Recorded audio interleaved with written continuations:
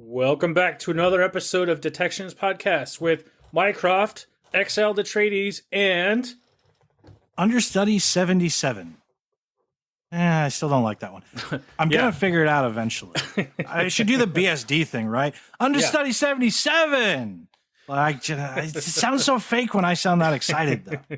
It's just not me. You just need to plug in your soundboard and just start doing different distortions as you say. Right? We just need to have him like pre-record the introduction and just run with that.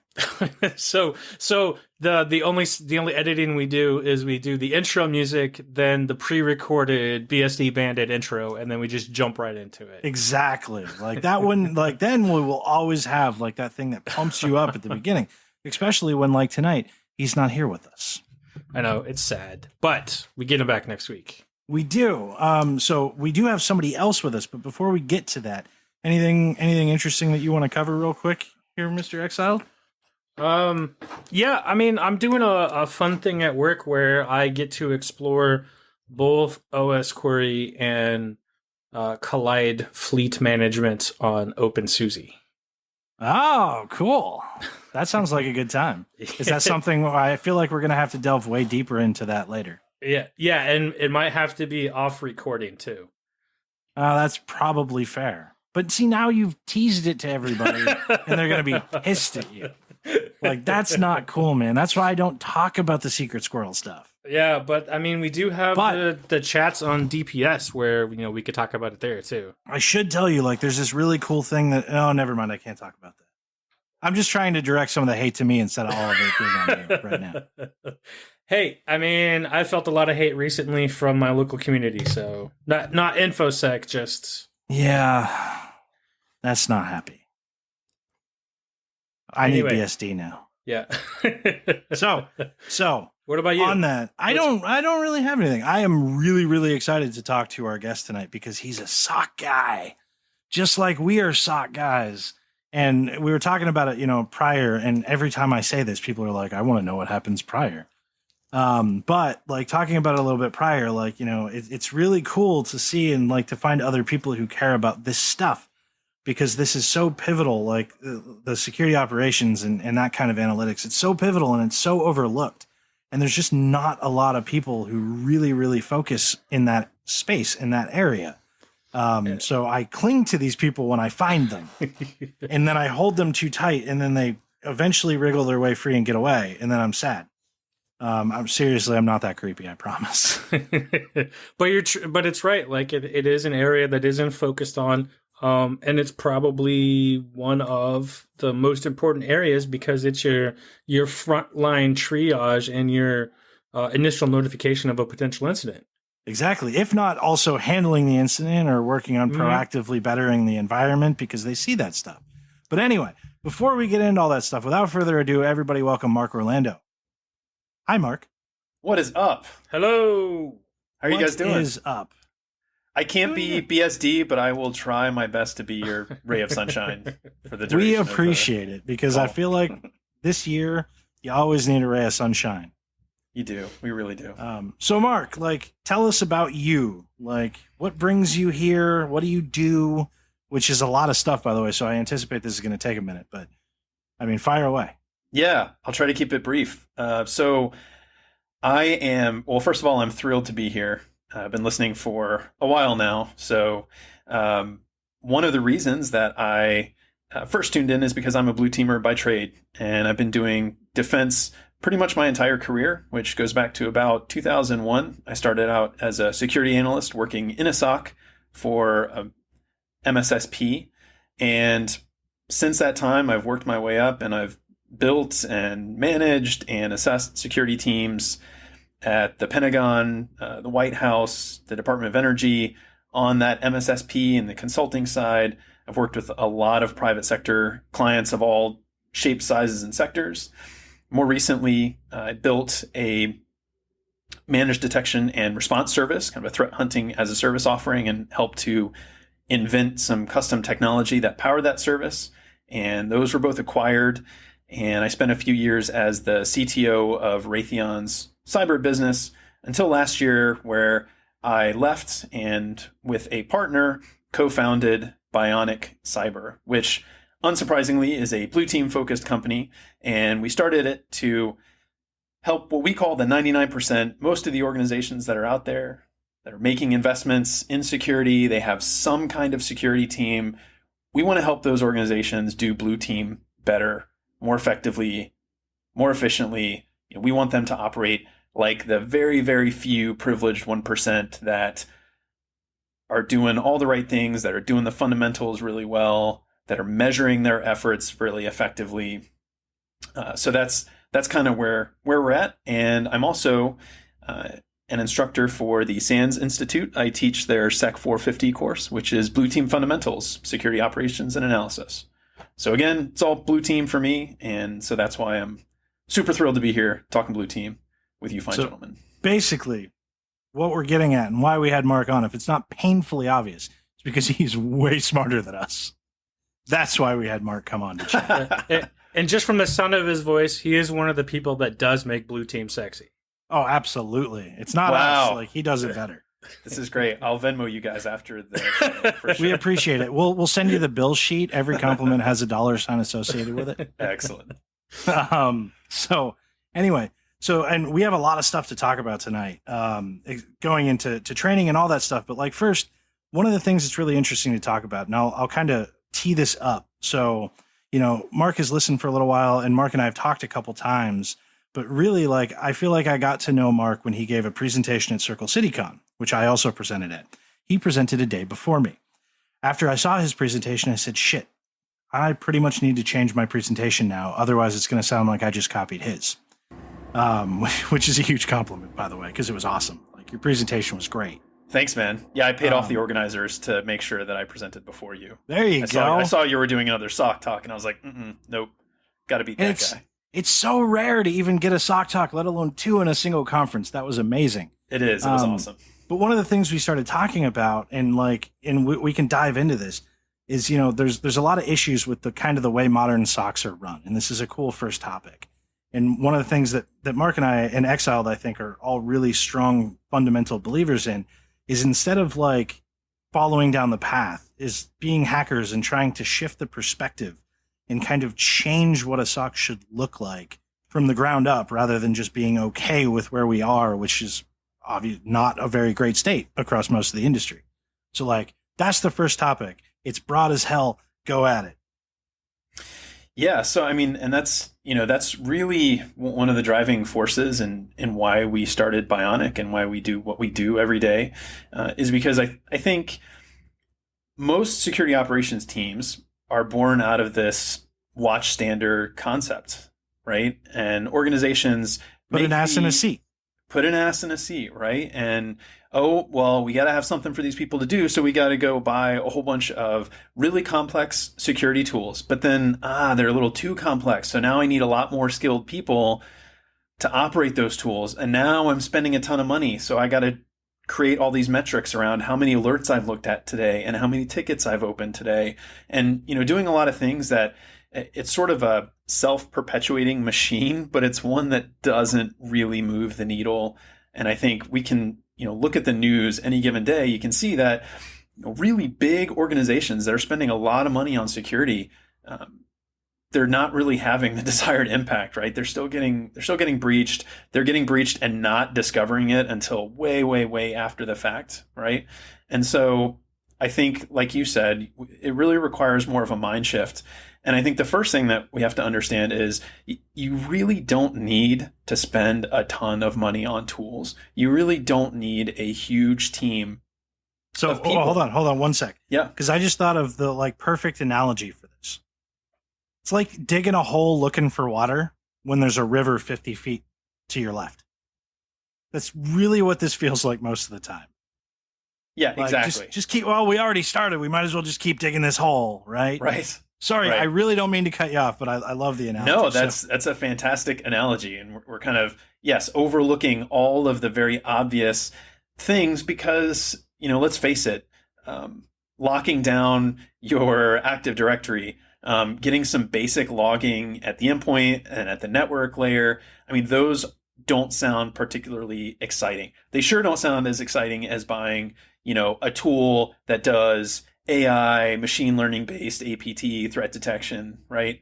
I That hope sounds you're a lot using cooler. air quotes while you said those things. Air quotes all over the place here.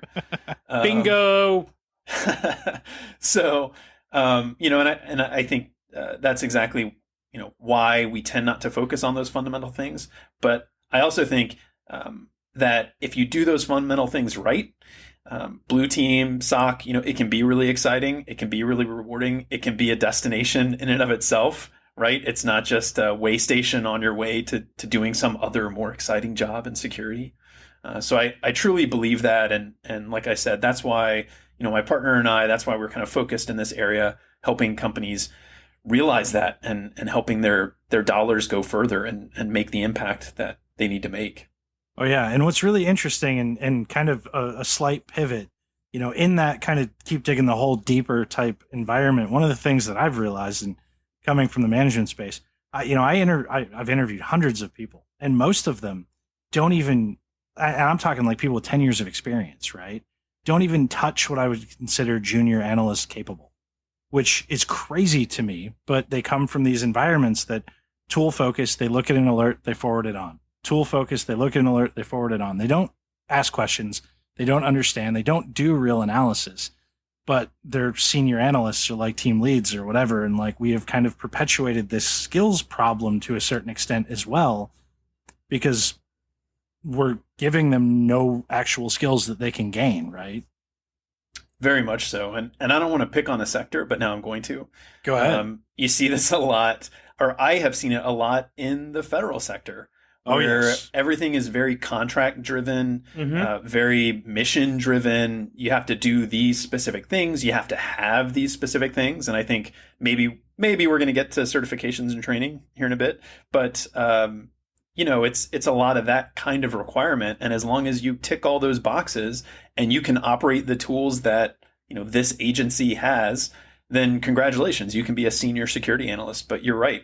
A lot of times you encounter individuals who've been in those environments really through no fault of their own. They're at this level, but they can't do those fundamental investigative things. Exactly. Or you take away their tool that they're used to, and all of a sudden, they don't have the skills that they need.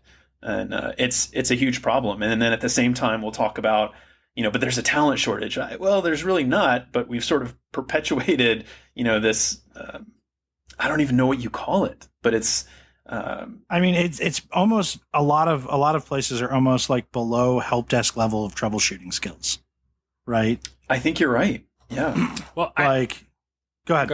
I was just going to say, I think on that note, it kind of comes back to a concept that I've been trying to, where when I go in as a consultant or whatever, to get people to transition from, to stop thinking about a SOC and incident response in the terms of traditional IT help desk. Like, we're not break fix people. We operate more like a business risk analyst with a technology focus than we do as an IT help desk break fix person.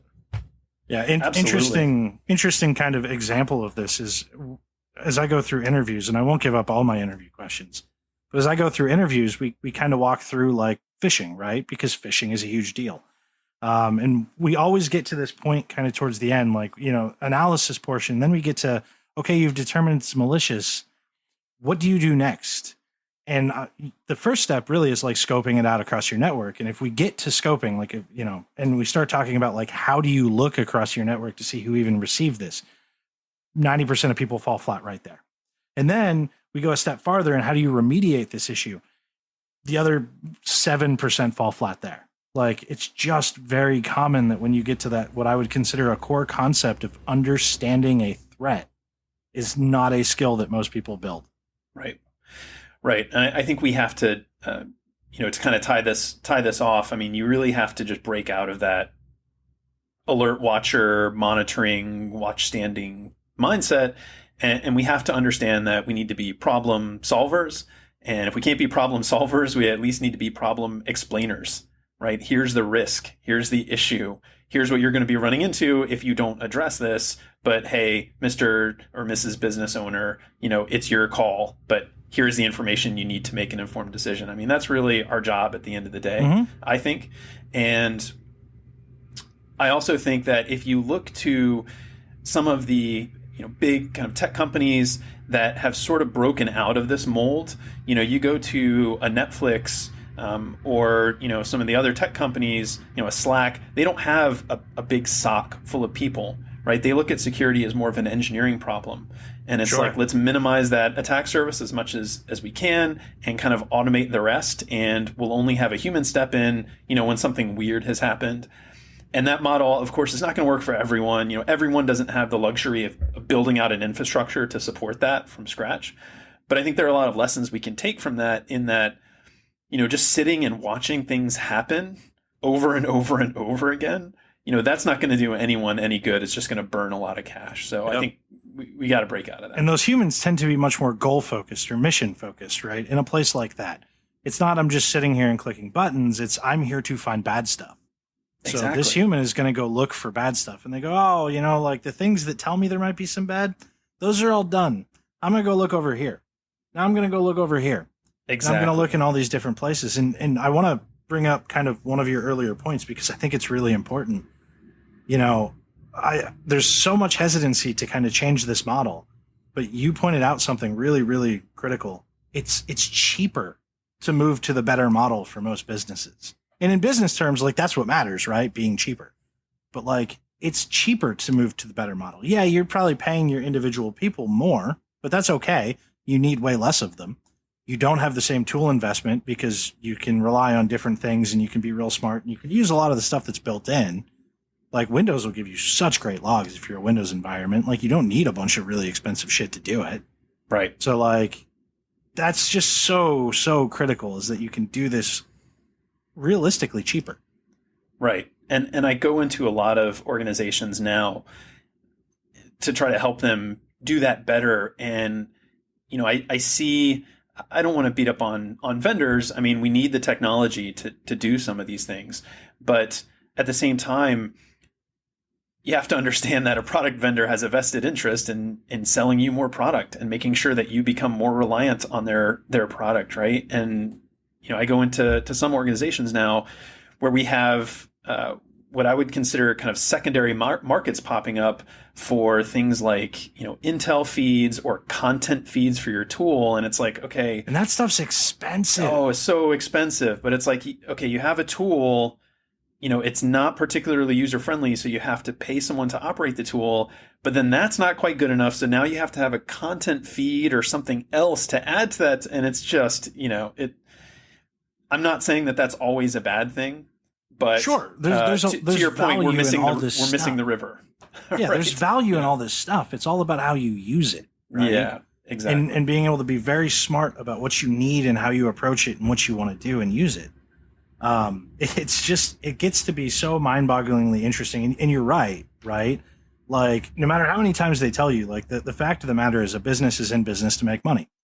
If you do this and work for a business, you're in that business to make money. And that's okay. Like, perfectly acceptable. But understand that the guy sitting across the table saying, not really worried about the money. You need my tool because we care about your security. No, they need your money. Right. And by the way, I'm going to go ahead and just throw this out here right now. I am developing some technology to help empower analysts. That's one of the things that we're focused on at Bionic. So, I'm a big fan of technology and solving problems with technology. I don't want to sound like I'm not, but right, no, absolutely. It's all a balance. But there's also nothing wrong with making money for that either. Like, this is not me bashing making money in any way, shape, or form. Businesses have to make money. Talk about that. Do you want to talk about that a little bit? That's actually really interesting, because somebody who's done this for so long, like, I'm very interested about the methodology and what it is that you're kind of looking at to build. I don't know how much you can tell us, but it's got to be really interesting. Yeah, sure. So I can share a little bit. So there was a really interesting study that came out not too long ago, and it was done by researchers at George Mason University, my alma mater, along with Department of Homeland Security, I think Dartmouth, and a few others. And it was all about social maturity of incident response teams. And they did a study of all these different security teams and what were some of the barriers to making them effective.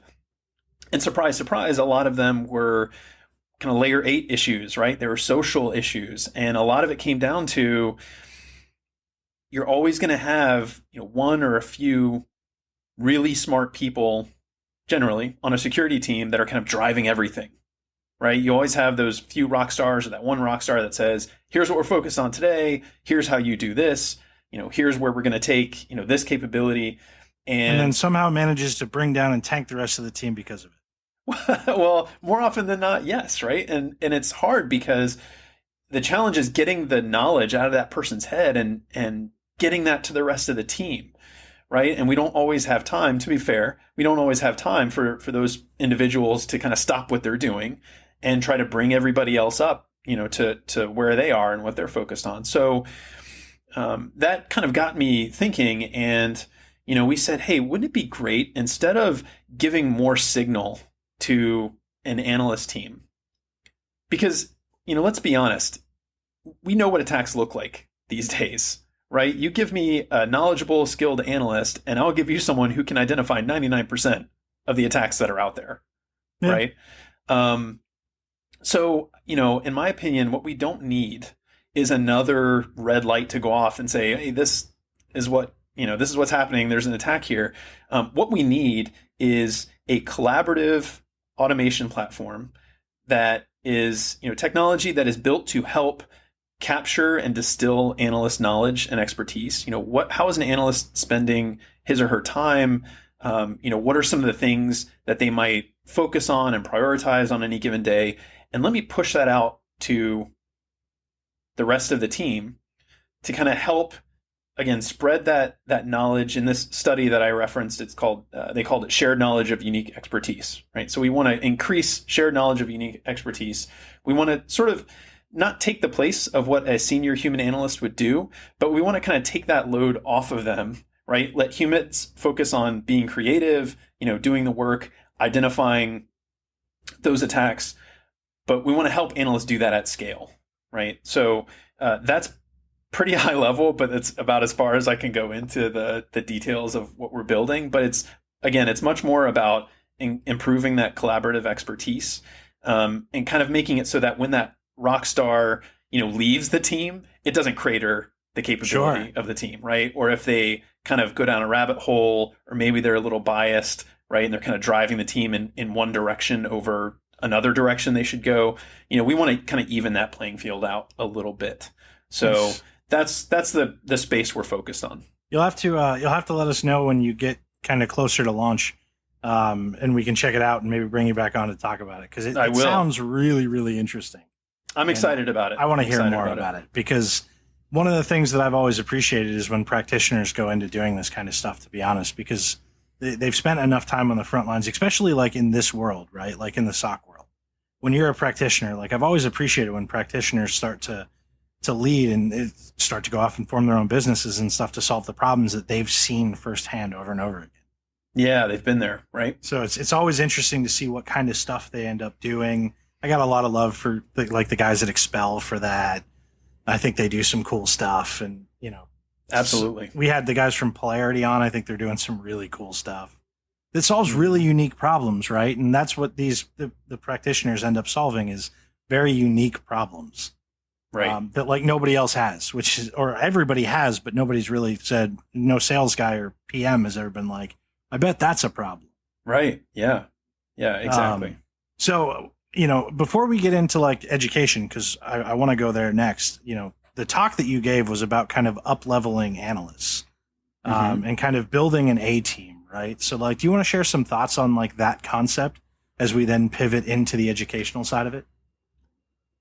Yeah, definitely. So, yeah, I gave that talk at Circle City Con, and I actually just recently gave an updated version of it at B-Sides Charlotte. And what I spend most of the talk doing is not really talking about technical detections, because I think there are a lot of other really great talks that are already out there that kind of focus on that. I focus more on leveling up the team, like you said, and I think if you really want to build a great security team, or you want to make the one that you have into a great security team, I really do think you have to focus on a lot of those layer 8 issues. You have to focus on the diversity of your team, and I mean that in every sense of the word, their backgrounds, what are they bringing to the table? What unique perspectives, are they bringing, because at the end of the day, again, this is a problem solving job. And to do that, you need a lot of different points of view and perspectives.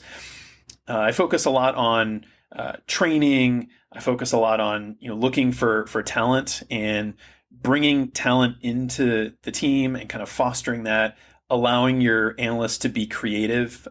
In SANS Sec 450, we talk a lot about this virtuous cycle where it's kind of like, you need to empower your team. If they feel empowered to do things and make decisions, then they're more likely to be more creative and try to improve what they're doing. That's how people work better, right? When they feel engaged and like they're part of it and they have a say. Exactly. And if you remember my Circle City talk, my big item was every single person has value. And if they're not treated like that, you're doing it wrong from the intern up. Exactly. No, and that was a great point. And I firmly believe that. And we talk a lot about things like gatekeeping. We talk a lot about kind of the darker side of security where, it's perceived as being kind of this exclusive club, in some settings.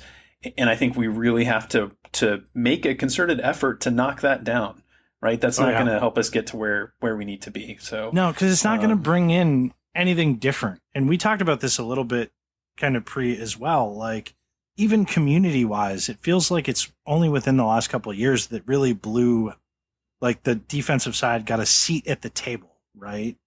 In the broader community where we're not just kind of a bolt on now, we're actually a fixture. We're not just taped there or whatever. Right. And that brings with it a lot of really interesting, unique thought. And that brings with it a lot of call out of problems that we've had as an industry for a long time. That also brings with it a lot of pushback of, hey, shut up, I don't care. And that doesn't help us move the needle forward because ultimately as a community, having the defensive side at the table on an equal footing is really beneficial for moving us all forward. Exactly. And I think the flip side of that coin is I think we do have a seat at the table in terms of being part of conversations at the business level that maybe we weren't a part of before. And we've been screaming about it for so long, but I think now it's like you really need to show up. You really need to bring it. So as we kind of pivot to talking about training, I think that in the conversation where we talk about we need to draw a lot of people into the industry and we need to bring people in from diverse backgrounds, which I absolutely believe we do. At the same time, you have to have really high standards for, technical ability. You have to have ways to measure that. You have to have ways to improve that. Back to, what we were talking about a few minutes ago, where you stick someone in an analyst role and tell them their job is to stare at a sim and open a ticket every time they see the red light. That's not going to do anyone any favors. That's not going to build anyone up. So, people have different ideas of what training is necessary, what skills are necessary. But I think that's also an important part of the conversation is, in many settings, we do have a seat at the table, but we have to really use it and really be smart about what we're doing and saying in those settings. Oh, absolutely. But that's a really good pivot into the training thing. So, before we get into training as a whole, what's it like to teach for SANS? The genuinely viewed as the premier training destination for infosec, also subsequently the most expensive. I wonder how that works. But what's it like to teach for SANS? I love it. I've been doing it not too long. I started last fall. So the way I got into it is I know we were talking here before the show, and I shared with you that I had given a talk at Blue Team Village at DEF CON, and it was on building SOC teams. I referenced John Hubbard's course. John, of course, wrote Sec 450. So I talked about John and a presentation he gave in the class, and sure enough, John was in the audience and came up to me after and said, "Yep, that's me. Thanks for mentioning the class. By the way, would you ever like to come teach it?" So I kind of, was very fortunate. I sort of fell into it. And I really love it. I think also, as we were talking about before, one of the best ways to learn something is to try to teach it. And I can honestly say that in the several months that I've been teaching the class, I've learned a lot. Things that I thought I knew, things that, maybe our newer developments since I was in the analyst seat. So it's been super rewarding. The SANS team is fantastic. They're great to work with. Of course, you get to meet a lot of really brilliant people. Oh, for sure. So yeah, it's been great all around. So that's all the nice stuff. Do you want to talk about the other stuff? We can absolutely, but yeah. But before we do, a couple disclaimers from me. First off, I really love what SANS does. Like, just in general, like, I think they have really phenomenal training. Second, I have no SANS certs. To be completely honest, I'm not a classroom learner. Like, it's not my thing. Like, I don't do well in that environment. I'm a horrible student. Been a horrible student my entire life. Just not good at it. I'm not engaged or any of that stuff. But more importantly, I really love what they do. And I really love that they provide this training, and it's really brilliant people and a lot of really good classes. With that said, as we get into the other stuff, one of the things that I hate is how it has predominantly become a barrier of entry to even entry-level jobs, thereby basically putting an $8,000 barrier in front of potential really good candidates and keeping them from getting a job that they are probably absolutely technical enough to get because they can't afford $8,000. And I think that's a really interesting thing to start with. Yeah, so I totally get that. And as someone who spends probably an inordinately large amount of time on Twitter, far more than I should, I've seen my fair share of You're debates. Running a business, man. I know. So, I've seen that debate. It comes up every few months. And I think, any criticism of price tag, I mean, $7,000, $8,000 is objectively a lot of money. And it's certainly not an amount of money that I could just plunk down, to take a course. And I certainly don't expect, others to be able to just shell that out. So, that's definitely something that I think, deserves discussion. I know it's discussed at SANS. They're not unaware of that, that criticism. It's also worth saying it's not their fault. Like, they're not the ones creating that as a barrier of entry either, right? Right, and I think that's something that I think is kind of unfairly hung around, SANS, which is this idea that because they have these price points set where they are, that's gatekeeping. And I think, really the responsibility for that lies more on the hiring managers and the organizations that require this. And I think, that's up to us as leaders, in SOC, in Blue Team. I mean, that's up to us to address that issue, right? Well, their business model is not me as an individual, you as an individual, Exile as an individual. Their business model is companies sending people to the training. Like, that's their entire business model, right? Like, it's not individual sales. Right. It's a lot of that. And, quite honestly, I mean, there's an economics to this thing, right? These are massive events, massive teams of people, on the back end to even put the event on, not even talking about the staff that's there, the instructors.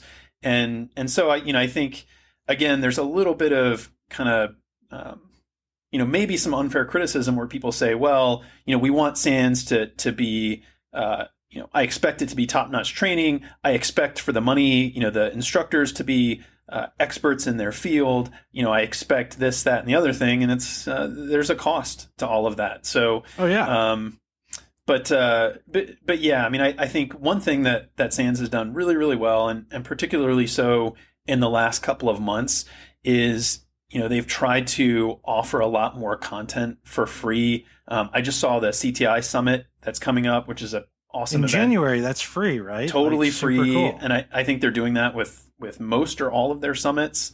So I think, like I said, they certainly have heard the discussion and the criticism, and I think they're trying to address that.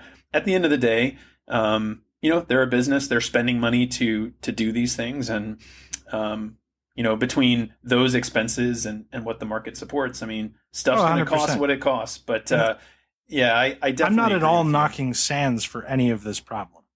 I think what my problem is that we have this, and I don't know if it's some outdated mentality of, well, I did it, you have to do it too, or whatever, but we have this, like, this thing that says, like, if you don't have this piece of paper, you can't do this job.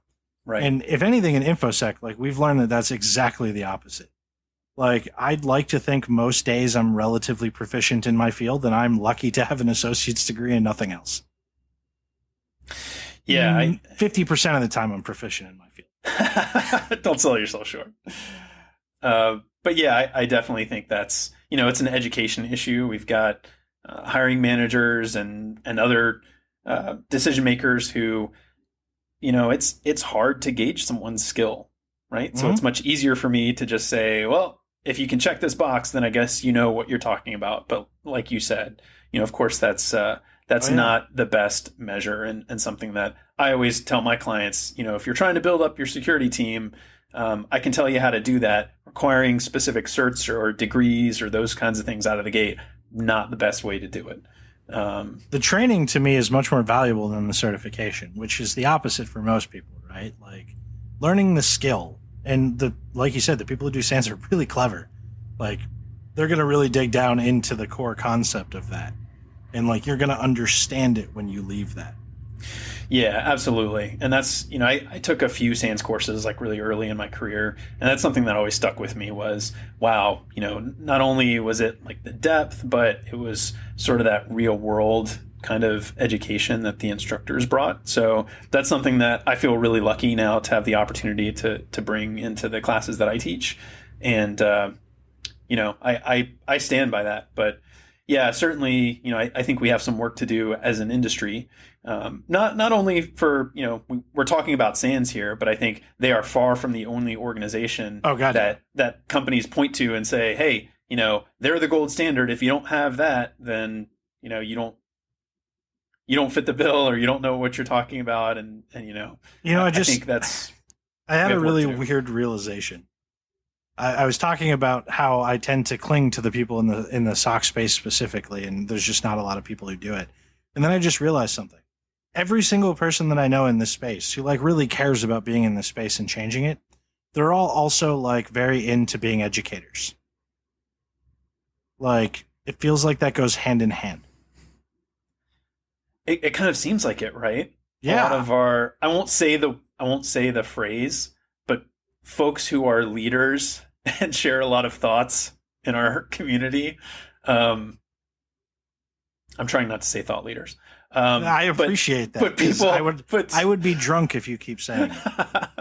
But no, it definitely seems to be like one of those things that a lot of folks who have a lot of knowledge and skills they want to share tend to do that.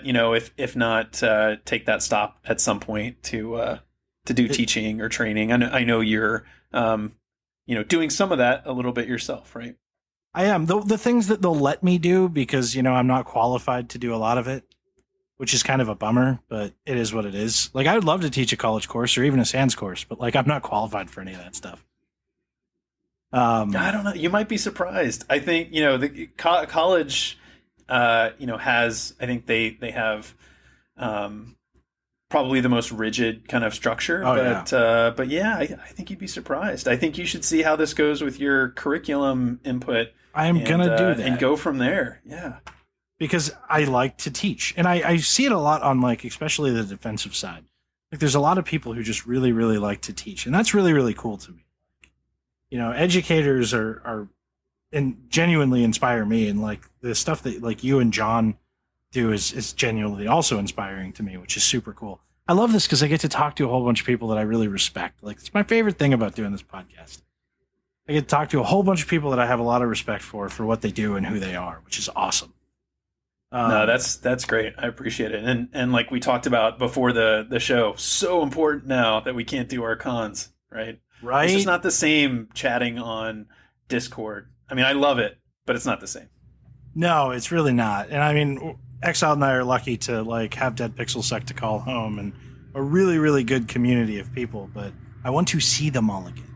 Like, yeah, really see them and maybe give hugs. I don't know if you're ever going to be allowed to give hugs again. Turning on the camera helps a little bit, but it's just not the same. No. Yeah. There's a lot of really interesting studies about turning on the camera being much worse for people's mental state in a workplace. I heard that. Yeah, like really, really interesting stuff. Like we're getting really interesting research and like online and telework and stuff out of this anyway. I think the amount of like theses and studies and things that will be written by researchers and students from this time, you're going to see that for years to come. Oh God, yeah. Right. So, Exile, any pivots you want to run down before we talk detections? No, you kind of covered everything. Cool. I mean, I have something for after detection real quick, but that'll be like as we close. But I mean, Exile, take away the detection, man. Bring it in. Yeah, Mark. So you said you listened. You know how this goes, that when we have special guests on and we come up to our detection phase, we put our guests in the hot seat on that. So what do you got for us? Okay. So the detection I brought is when I came up as an analyst, we were doing a lot of NSM, a lot of network security monitoring. So I'm going back to my roots here, and I want to talk real quick about core service analysis. So looking at web, email, DNS, that's still one of my favorite first stops as a security analyst and a consultant. Specifically, even in today's SSL encrypted world, I like looking at HTTP header data. I think there is a ton of great information and detections you can get out of that. In fact, just today, I'll give a shout out to Jack Crook, who I think is with the GE cert, was talking on Twitter about generating statistics for all the different URIs that you see for, I think, HTTP post methods, and then getting some really good, interesting stats out of that and picking out badness based on deviations. So even if you don't have the fancy next-gen security tool, I think for my money, looking at HTTP header data is a great way to identify all sorts of things, even now coming up on 19 years after I first started doing it. Nice. And it's an original one. It's one that we have not covered yet, which is good. Sweet. I mean, we can break apart the whole HTTP header and then just do one specific on every individual piece, because it's really it's a rich data source. Yeah. Hey, man, you have just given us our next 3 months worth of detections. Thank you. Yes. And I want to say that is a valuable source too, because when I was a young analyst in the SOC too, I didn't have that exposure to both the request and the response and the server client relationship for HTTP, and I just dug straight into the logs to see that kind of stuff. So that is a quick learning area that people can dig into too. Yeah, and I think this makes me think. I think you guys should seriously consider a segment called "Back in My Day," where we talk about when we were all analysts and how things were and how hard it was, but how we managed to be awesome despite all that. Just a suggestion, guys.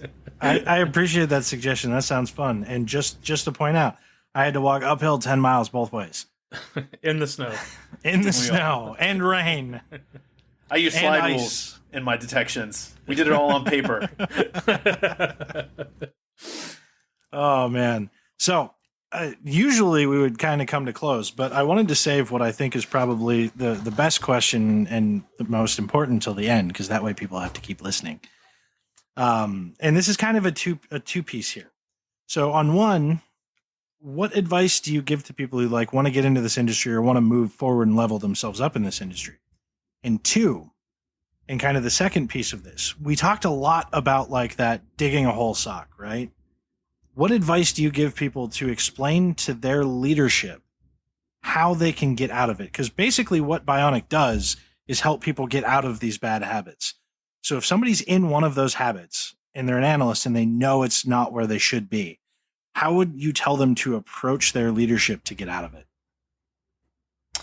Wow. Okay, great questions. Let's see. I'll answer the second one first. You can say, here's our business number. Give us a call. I would love to answer that. I think you'll find my rate very reasonable. No.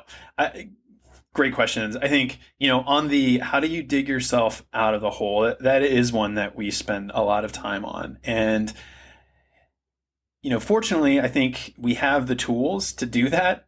We don't always have the mindset. So, we're all analysts. Let's think about it from a data perspective, right? You're doing a certain number of things on any given day. It's not really having the impact that you want or the outcome that you want. So we want to kind of shift gears. And the way to convince someone who's not technical to do that is start gathering some metrics about the work you're doing. And I'm not just talking about, hey, I didn't detect anything today, so we obviously need to change, right? Start measuring how long you're taking, answering that user request that could easily go to the help desk, right? Measure how long you're taking opening and closing a bunch of tickets that you know are not going to result in any meaningful investigation, right? Measure staff turnover.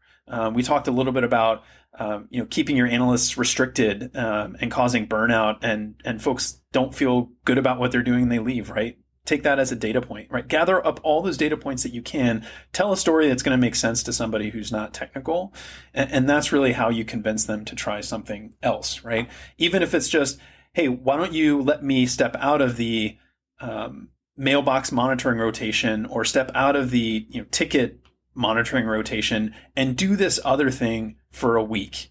And let's compare the outcomes of that, detections, investigations, and we'll see, kind of put the proof kind of there.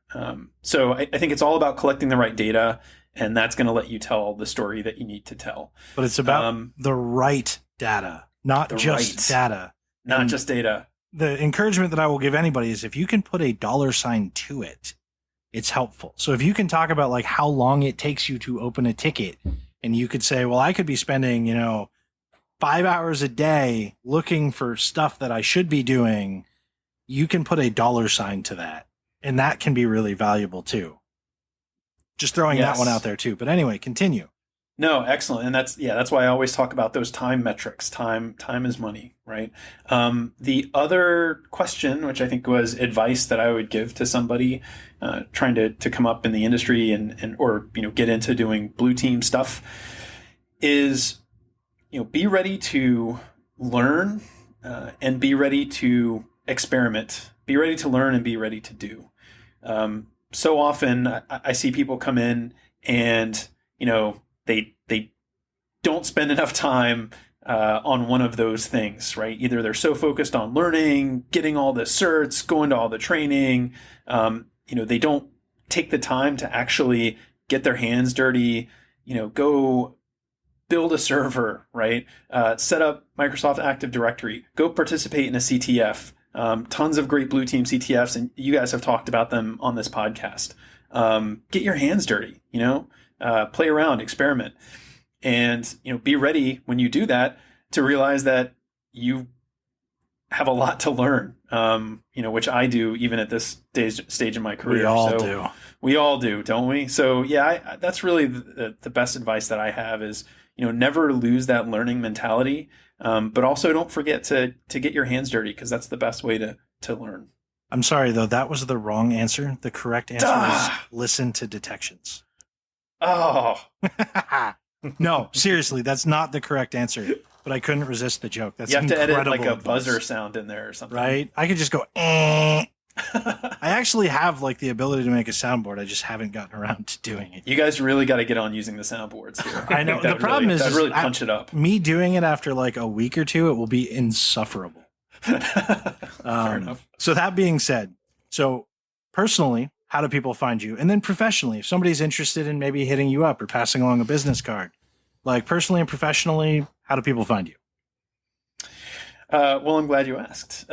So you can find me on the aforementioned twitter.com. My handle is @MarkAOrlando. So really hard to find me. It's my name. And if you want to reach out to me professionally, you can always reach me at mark@bioniccyber.com.